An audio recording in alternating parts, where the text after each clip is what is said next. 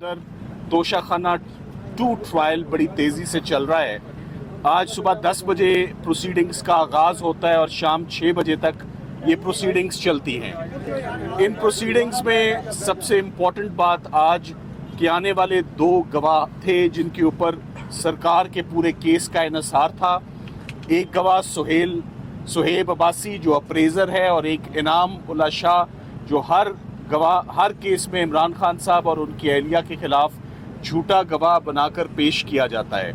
इन दोनों गवाहान के ऊपर आज बहुत मुफस्सल जिरा हुई, जिसके बाद मैं आपको ये बता सकता हूँ कि तोशा खाना 2 केस आज ही बहुत बुरी तरह से ज़मीन बोस होके दफन हो चुका है।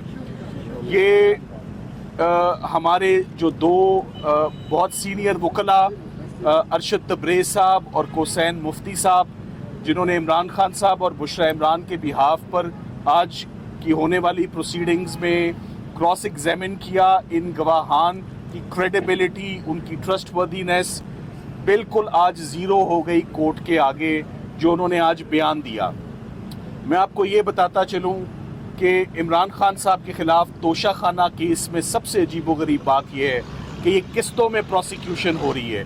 कभी ECP प्रोसिक्यूट करती है, कभी एक चीज़ के ऊपर, एक तोहफे के ऊपर प्रोसिक्यूशन होती है, कभी एक तोहफे के ऊपर प्रोसिक्यूशन होती है। क्रिमिनल लॉ ऐसे नहीं चलता। तमाम प्रोसिक्यूशन यकजा करके एक ही ट्रायल होता है उसका।